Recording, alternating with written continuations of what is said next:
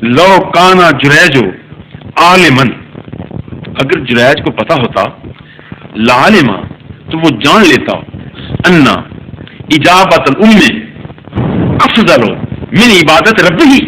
حضور فرماتے ہیں اگر جریج کو پتا ہوتا کہ ماں کا جواب دینا رب کی عبادت سے بھی آگے ہے تو کبھی ایسا نہ کرتا، وہ چٹ جواب دے دیتا. مگر چونکہ وہ عالم نہیں تھا، حضور فرماتے ہیں چونکہ وہ عالم نہیں تھا اس مسئلے کا کہ ماں کا جواب دینا رب کی عبادت سے بھی آگے ہے.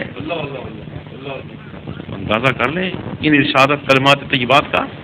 یہ کسی عام آدمی کے کلمات نہیں، یہ رسول اللہ کے کلمات طیبات ہیں. ماں کی عظمت کو بیان کیا تو فرمایا تیرے رب نے فیصلہ کر دیا ہے کہ عبادت اسی کی ہوگی اور ماں باپ کے ساتھ حسن سلوک ہوگا. اور فیصلہ ہے، فیصلہ بدلا نہیں جاتا. حضور صلی اللہ علیہ وبارک وسلم نے، آپ سب جانتے ہیں کہ ولادت سے پہلے باپ کا سایہ اٹھ گیا ہے.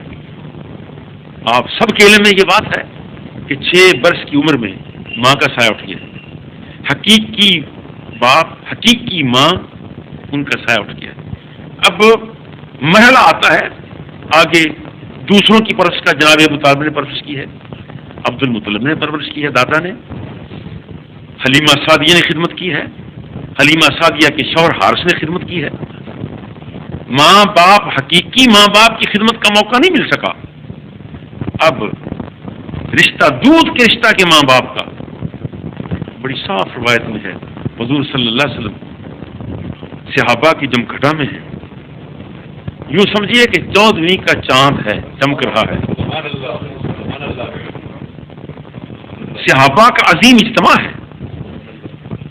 اس اجتماع میں جب حضور خطبہ دے رہے ہیں، بات فرما رہے ہیں، ایک خاتون پردے میں خاتون گیٹ سے آئی، پردہ لیے. محبوب پاک علیہ السلام نے جب دیکھا دوران واز آگے چلے گئے، واز کو ختم کیا ہے. صحابہ سے جو ہدایات دے رہے تھے، ارشادات ہے، وہ خاموشی ہے. آگے جا کر نبوت کی چادر، جو چادر اوڑھے تھے، غالباً اسی چادر کو ہی قرآن مقدس نے فرمایا یا ایھا المدثر، اے چادر اوڑھنے والے میں. یا وہی کمبل ہے جسے فرمایا گیا یا ایھا المزمل. وہی چادر محبوب اتارتے ہیں اور اس خاتون کے نیچے بچھا دیتے ہیں، ادب سے اسے بٹھاتے ہیں. ایک کونے میں خود محبوب بیٹھتے ہیں. باتیں ہوئی ہیں، سرکار سنتے ہیں. جب وہ بی بی چلی جاتی ہیں تو محبوب پھر صحابہ سے باتیں شروع کرتے ہیں. صحابہ سے قطعی طور پر انقطاع ہے، گفتگو کا پورا رخ توجہ اس خاتون کے ساتھ ہے. اب کس کی مجال تھی کہ پوچھے کہ حضور میری بات تو پہلے پوری کر لیں. کون تھا جو کہے کہ سرکار میں نے عرض کیا تھا اس کا جواب تو دے لیں. جب وہ چلی گئی تو عرض کی یا رسول اللہ یہ کون خاتون تھی جن کا اتنا اعزاز ہوا، اتنا اعزاز کہ اللہ کے رسول اٹھ کر چل کر آگے جاتے ہیں اور چادر بچھا دیتے ہیں.